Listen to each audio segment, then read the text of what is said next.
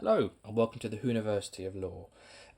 Since Big Finish got the new series license back in 2015, I think now, so it's been quite some time, 8 years, we've had an awful lot of Time War content come out. I mean, 10 years ago this year, we'd never had any, other than a kind of flashback, a few flashbacks in the end of time. We'd had nothing, and then suddenly Day of the Doctor, had loads of flashbacks in, and then we, of course, had The Last Day and The Last of the Doctor being the only two televised stories to take place.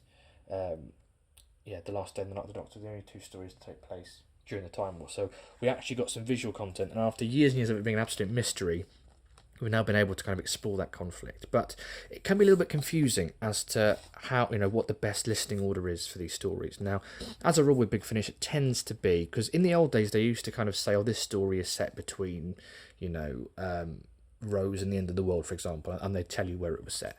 They don't do that so much now. I don't think they prefer to not restrict the story, but as a rule, kind of in the extras or in the vortex, they'll kind of hint, oh, this is set around here, or it's set here, or maybe there's a reference in that says, oh, we've just left, oh, Adric's just died, and there's a little reference just to kind of pinpoint to where this story is taking place. And then, as a rule, any subsequent releases with that Doctor and TARDIS team tend to be follow in release order so that the characters can develop. So if a story is set after Snake Dance, as a rule, every story with the Fifth Doctor, Nyssa and Tegan released after that will be set in chronological order after that, and one after the other in release order until they state otherwise. And that tends to be the unwritten rule. But with the Time War, it's different because, first of all, there's no kind of stories that it's lodged between anyway that we can really talk about. But also, it's a temporal conflict, so it's sprawling everywhere.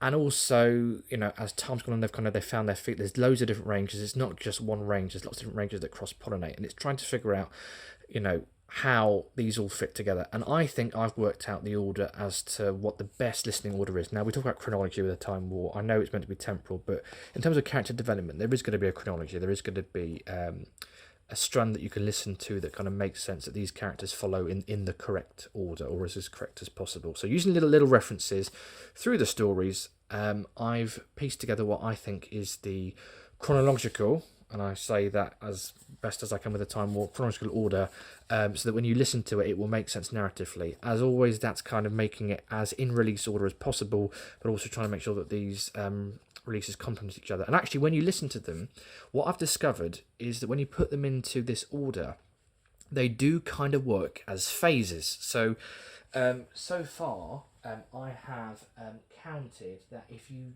discount the later War Doctor stuff, the new War Doctor box set coming out later this year will hopefully kick off, in at least in my theory, phase 7.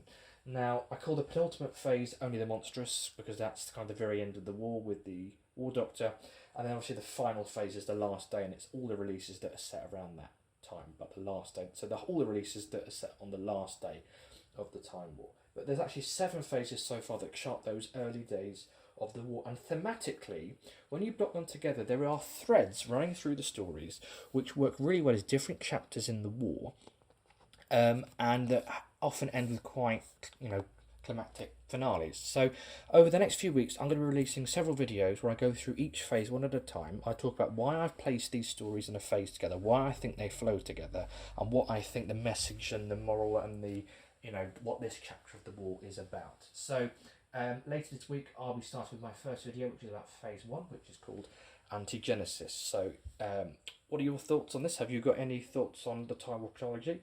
Let me know in the comments below, and remember to like and subscribe to watch that video when it comes out later this week. As always, I look forward to speaking to you soon.